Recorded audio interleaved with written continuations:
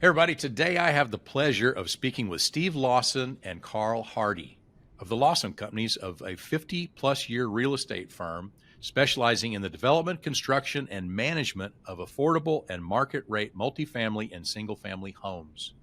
In support of equitable and affordable housing, they're a longtime advocate for equitable, affordable, and supportive housing. So Steve and Carl, welcome to the show. Hey, Mark.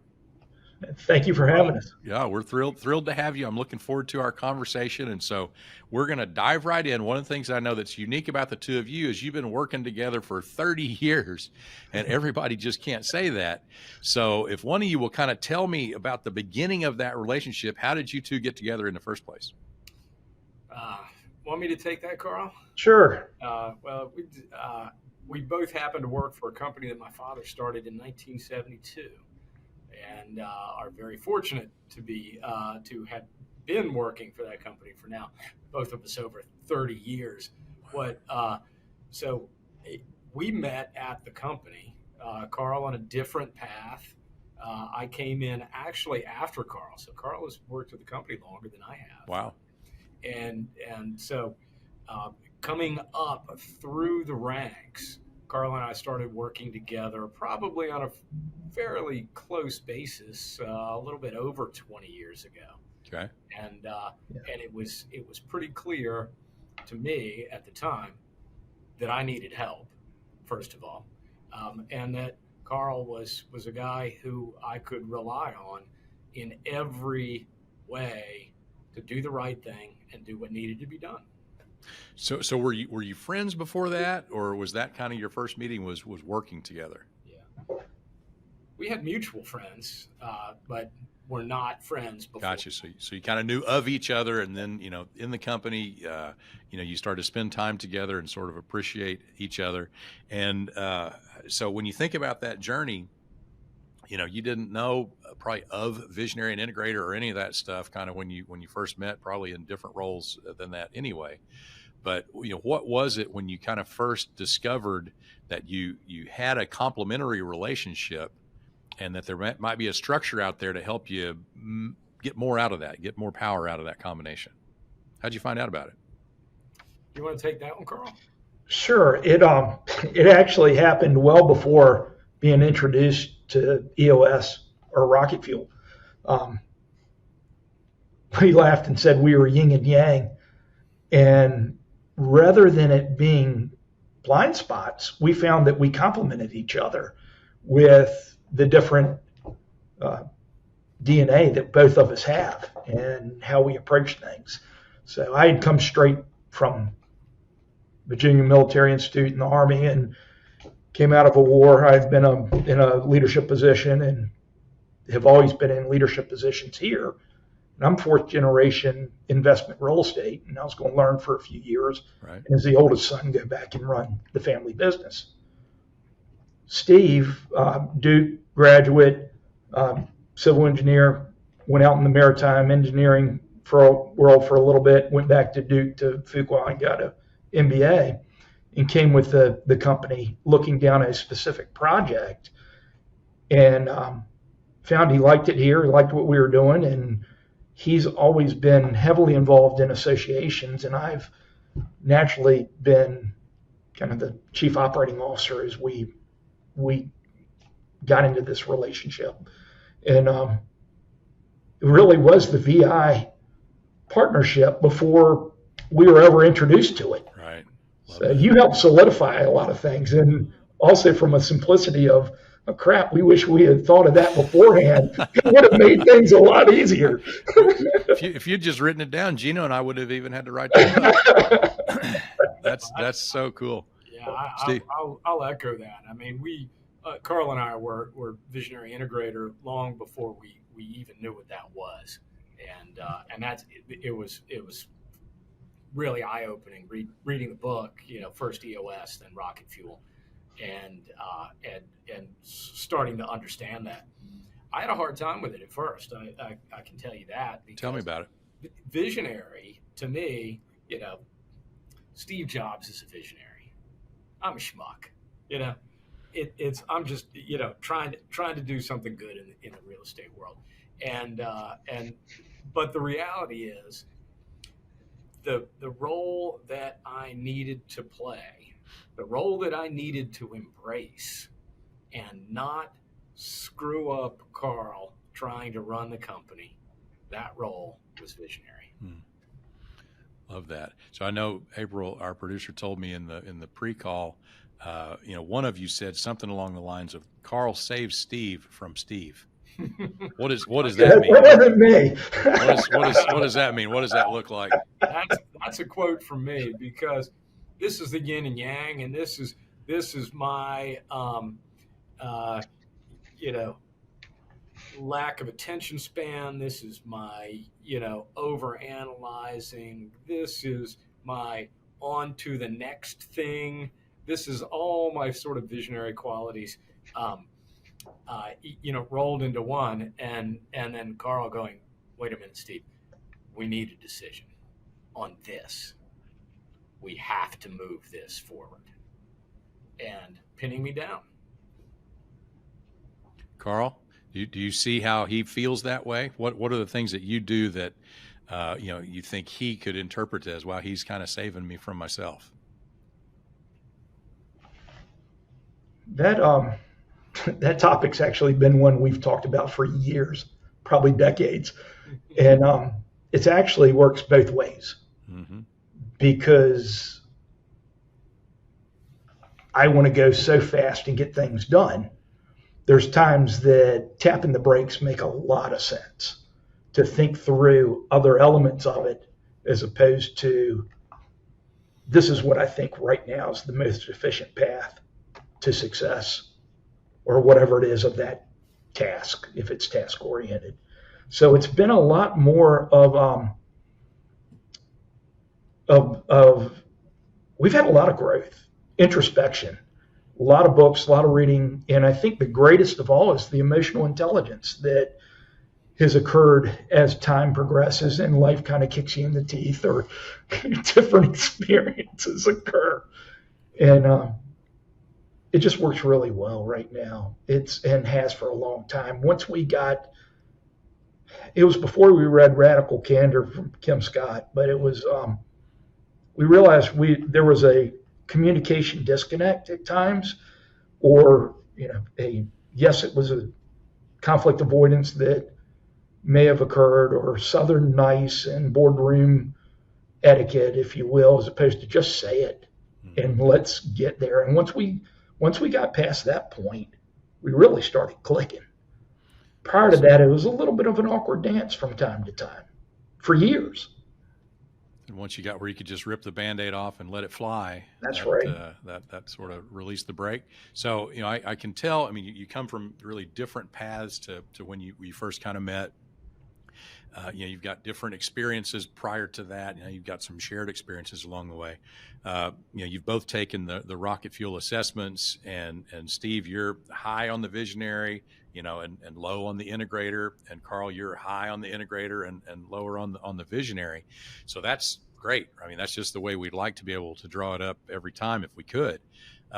So that said, you're different, but do you find that there are some areas where you still you're both kind of wired for that one thing, and you kind of, you fight for the wheel a little bit, you still kind of tend to step on each other? Is there something where you have overlap like that?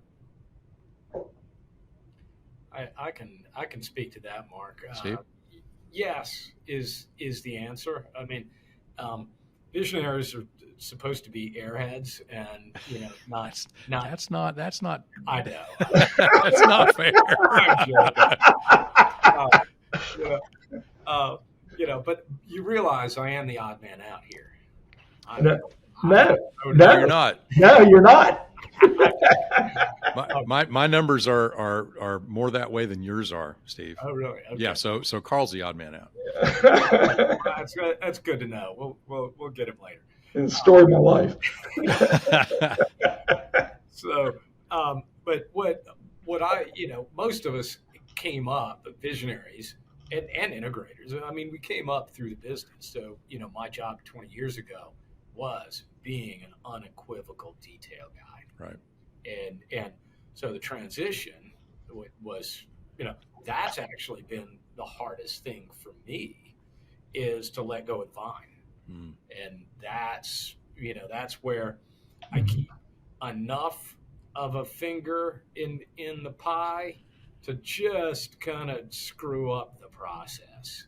And if we don't define, good processes around what my involvement is at, the sort of the outer edges of the organization, or specifically where my input is needed, then we run into problems, or really I slow things down. That's the confusion.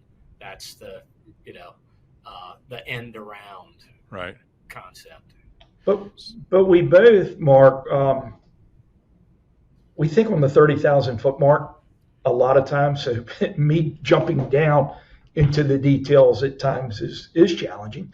Or I love to train people, and so working through it to try to get others to do things and get it done well is a common goal.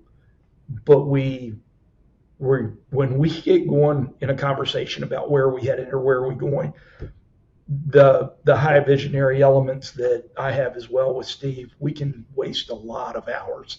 Oh yeah, it's probably fun though, isn't it? Great discussions though. Yeah. So, and we're both active in associations and boards and advisory boards in the different in the industry.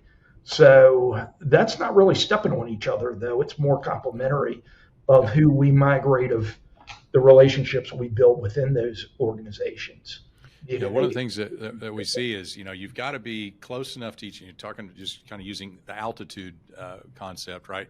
You got to be flying in the same range of altitude to be able to understand each other, right? And one of you is flying higher, one of you is flying a little bit lower. But if I've got somebody flying at ground level and somebody else flying at 50,000 feet, that's not going to work because they do not speak the same language. And so that's good. So when you think about the places that you get stuck, or the places that it gets hard.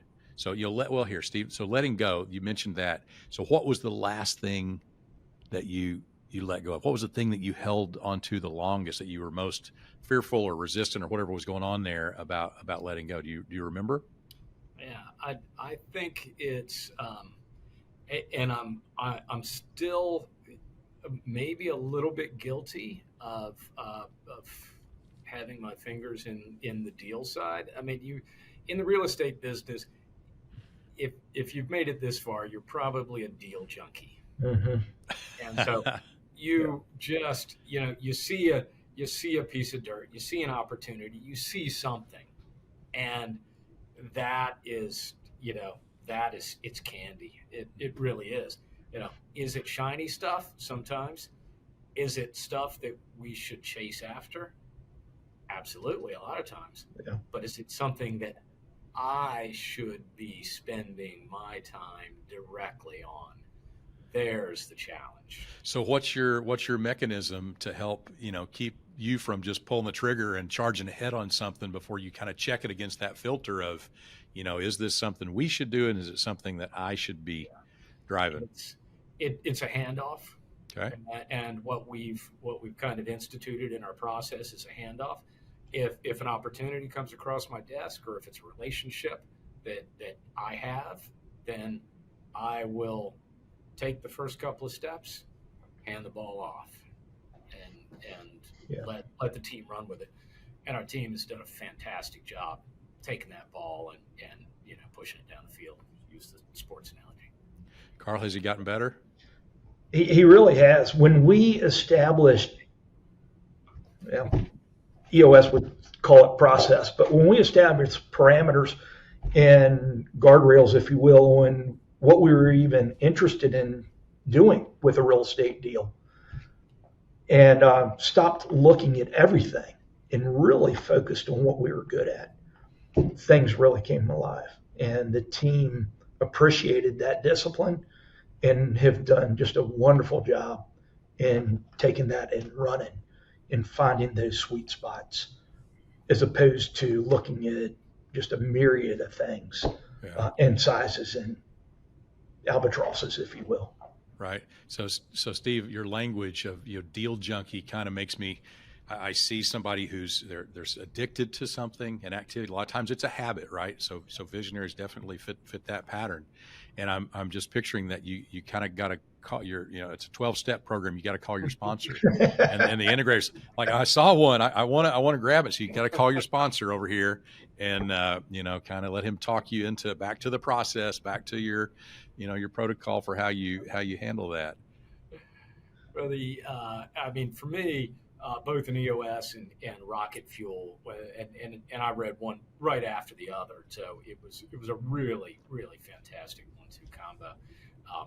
But the anecdotes to me were great because I had realized I had just enough self-awareness to know that was me. You were talking about me. That's my phone's going off.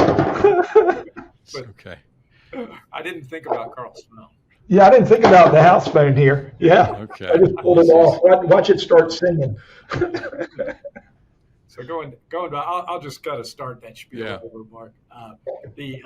So the anecdotes in both EOS and rocket fuel were great for me, and I read the two back to back, which was fantastic.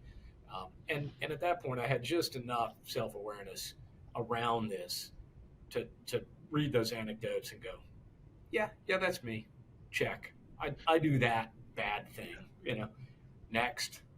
Check. I do that too.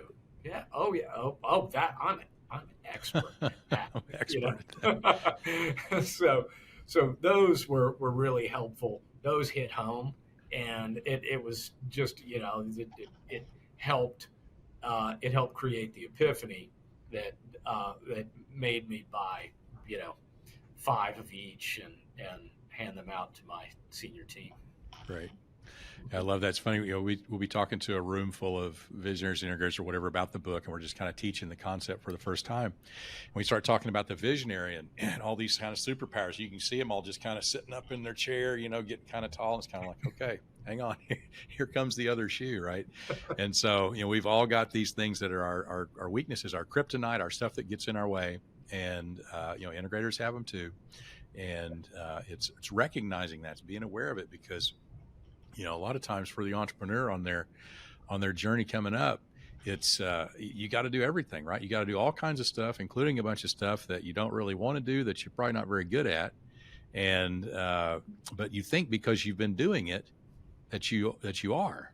Mm-hmm. And so we'll use that language of just because you can do that stuff doesn't mean you should be the one doing it. Let's let the people who are wired for that do that stuff. And if we can get everybody in their right seat, particularly the visionary and the integrator, where they're really focused on that stuff they love doing and they are magnificent at, arguably better than anybody in the company, then that's when it really starts to sing.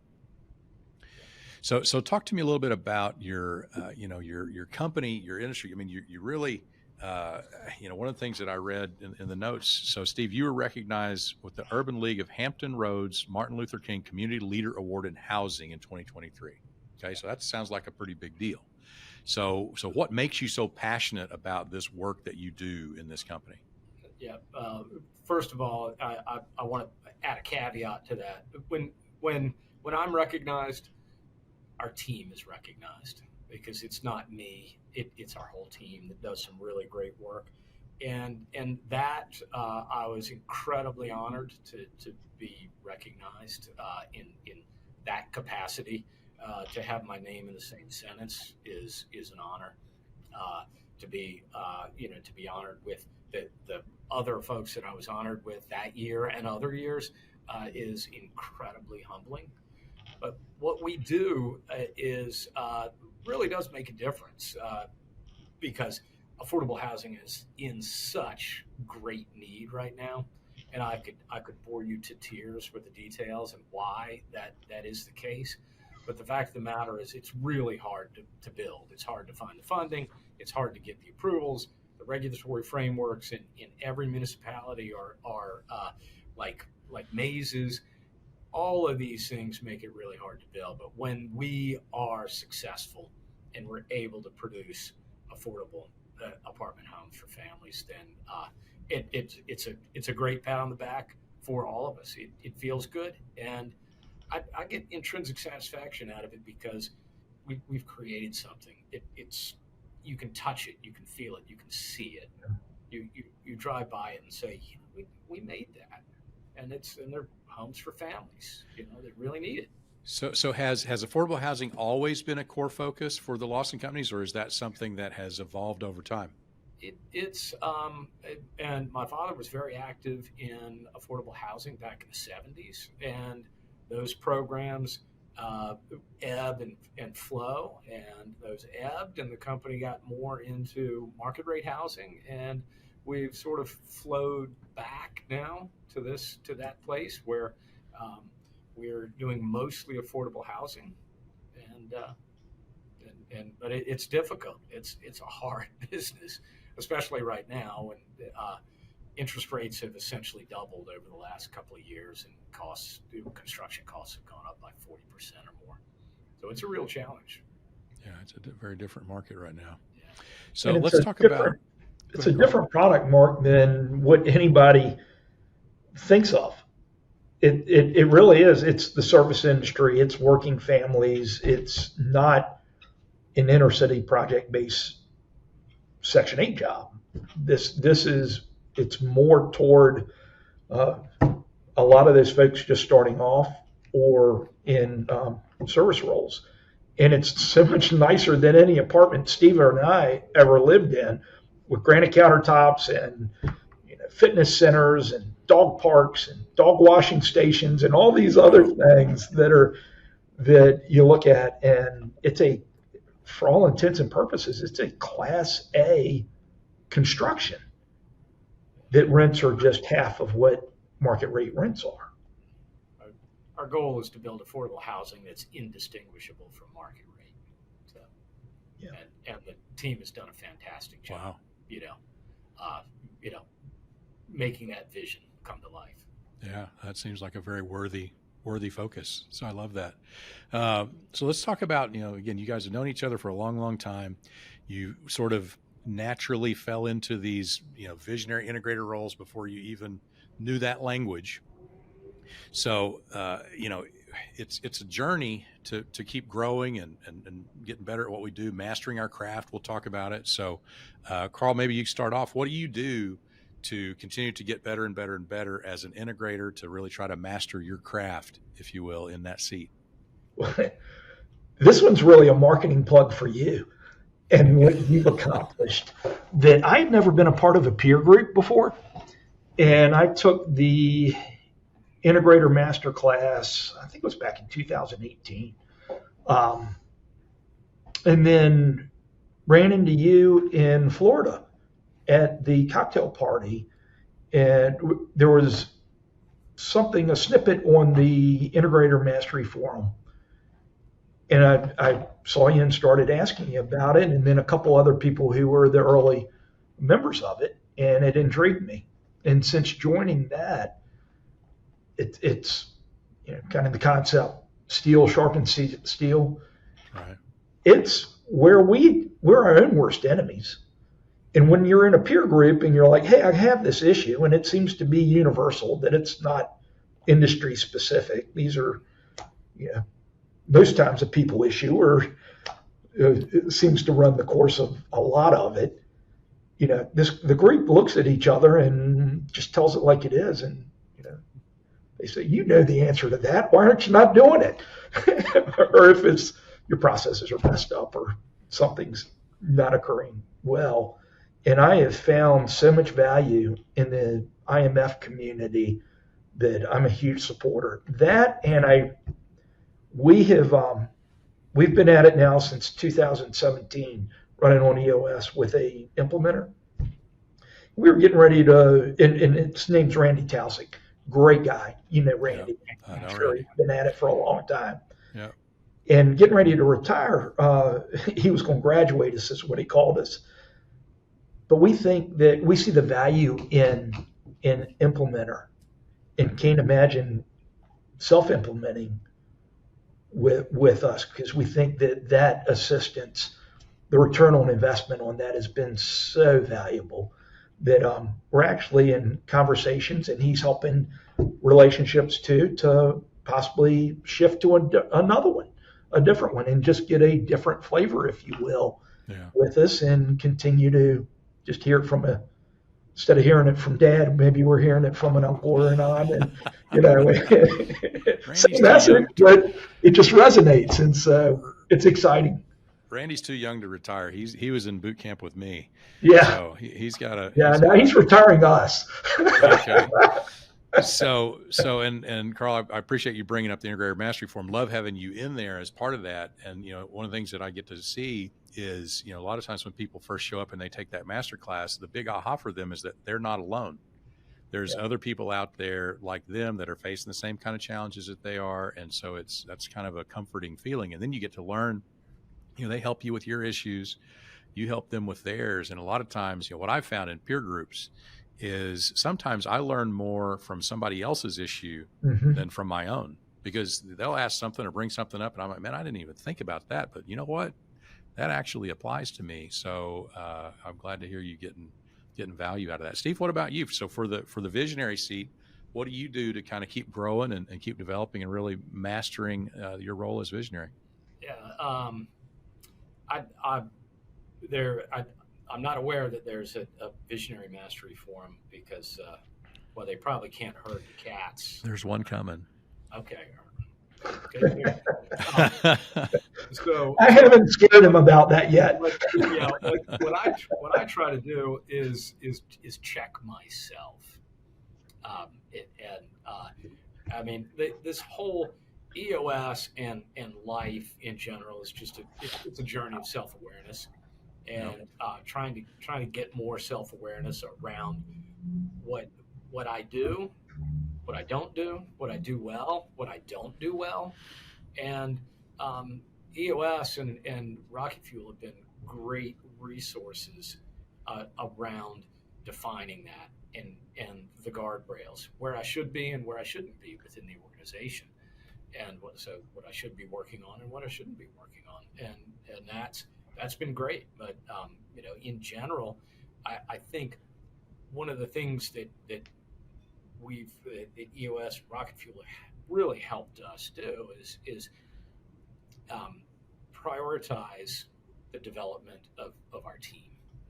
And the quote that comes to mind, I can't remember where it's from, better people make better leaders.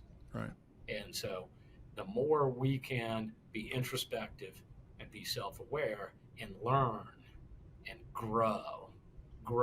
personal growth is that thing that has really helped me get from where I used to be to where I am today, which is a better place for the organization, a better place for me. But we're far from done. We are. Sometimes I feel like we've just scratched the surface with EOS, because there's so much to do, and we can get so much better. But every step along the way is a fantastic leap forward for the organization. It's interesting, piggybacking on that, going to the conferences. Steve and I have been going to the conferences for quite a while now, and even attended them during COVID, so remotely. It was it really is a great reset, and as you said, the ideas you pick up from others, that we realize how much work we still have to go and do, that there's so much refinement, or we thought we were putting things in correctly, only to go, oh, we are way off the mark on that. So it's interesting how much to do compared to the capacity and time. While we're trying to do the real estate gig at the same time. Like the more you know, the more you learn how much you don't know. That's right. Right. It's that self-discovery, right? And so, Steve, another note kind of to you, I heard that, one of the things we teach is clarity breaks. And I heard you do yours while kite surfing. Is that right? Yep. I discovered EOS on a kite surfing trip. Really? Many, many years ago. probably from somebody you know, but I was in. I didn't know to call it a clarity break at the time, but what it was a clarity break. I was taking a kind of personal sabbatical, and so it was just me. I was in a tiny little town in Mexico, on the Gulf of Mexico, and not Gulf of Mexico, the Gulf of Baja.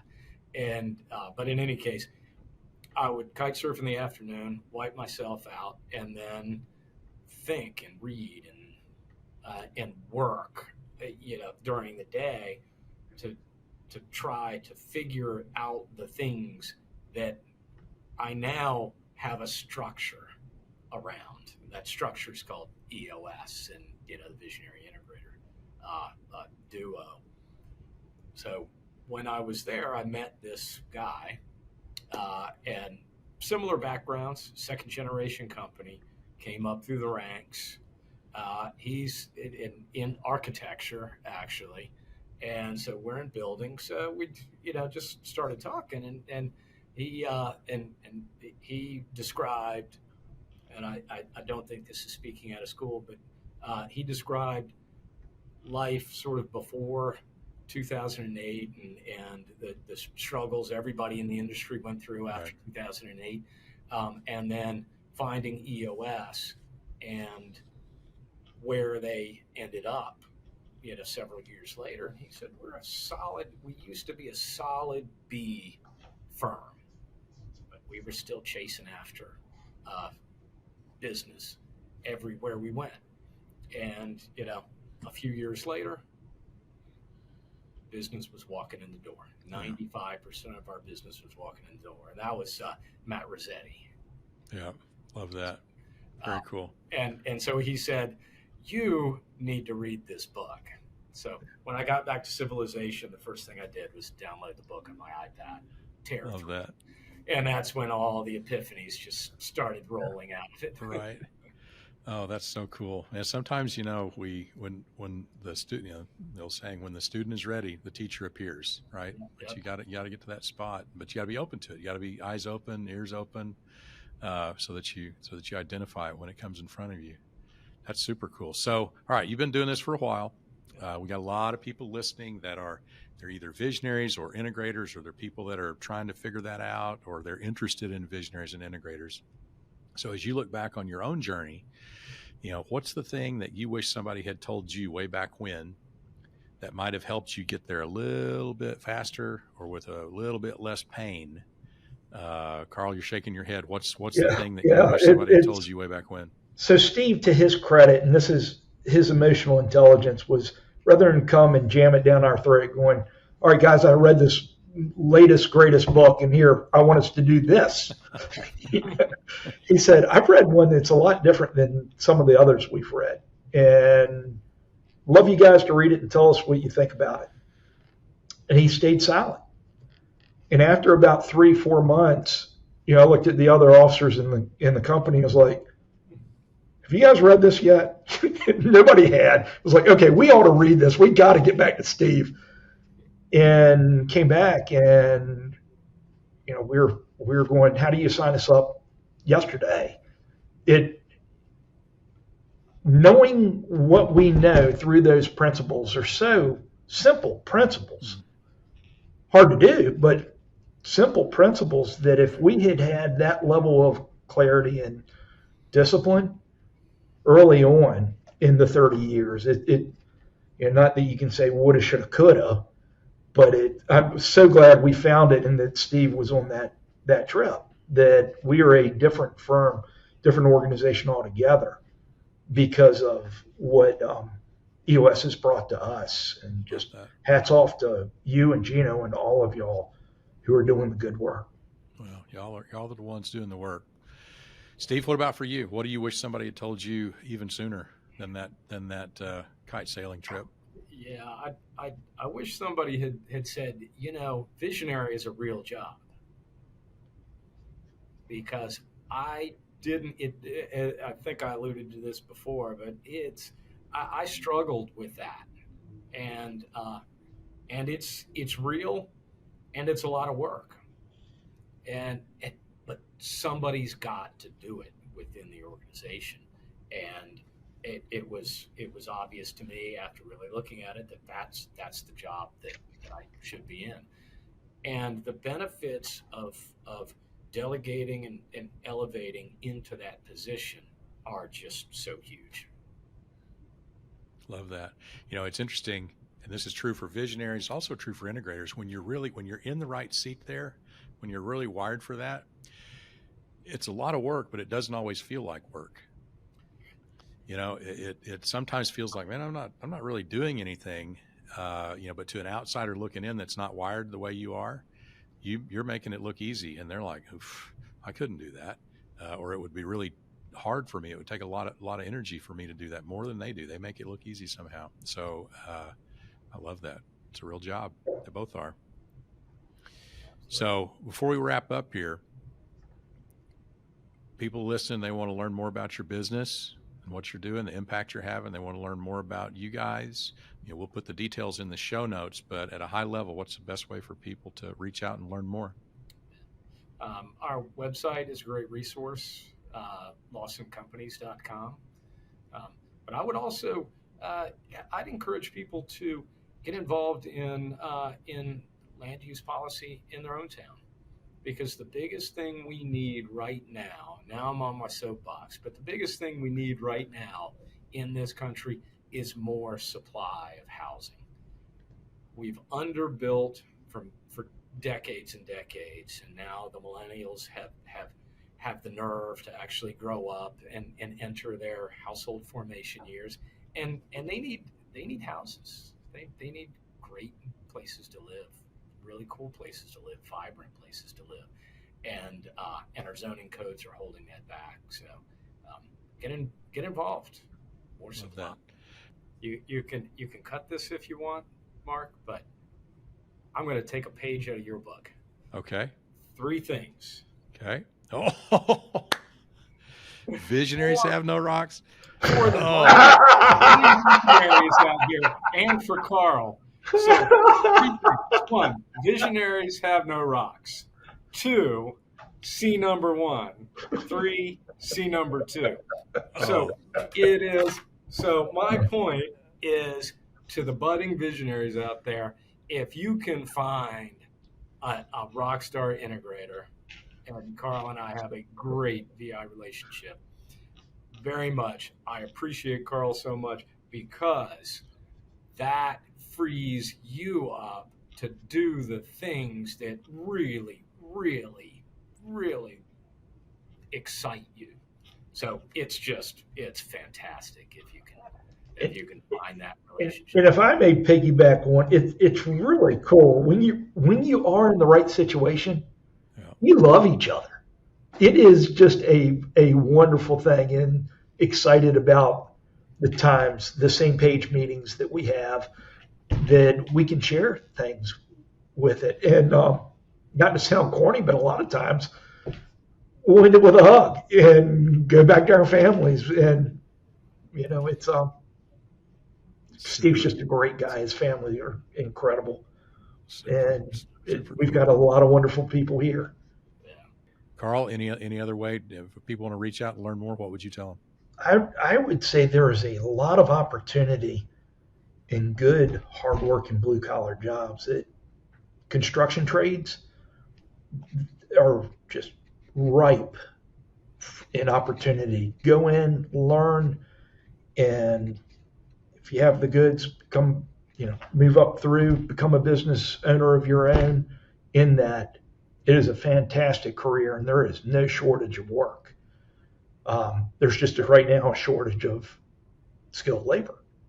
So we are all in great need that if anybody wants to see something tangible that they helped to create, it's a wonderful field to be in. And when you see families living in these communities, and we also we have a little bit of a nonprofit slant, if you will, too. We do a lot of resident services and try to assist folks through a number of those means. But to see the difference it makes in families, this is the nicest home they may have ever lived in. Wow. It really is cool to hear their testimonials, and they give it so freely when you just walk the communities. Awesome. I love this. This is why I love entrepreneurs, right? You're making a difference. You're changing the world, and you're changing these people's lives, and then that ripples on, and they go and something changes because they're changed, and it's just a powerful thing you're doing. So, Steve and Carl, I'm so grateful for both of you for what you're doing with your company. Grateful to you for taking the time to spend with me and our listeners today. I know that someone has been helped.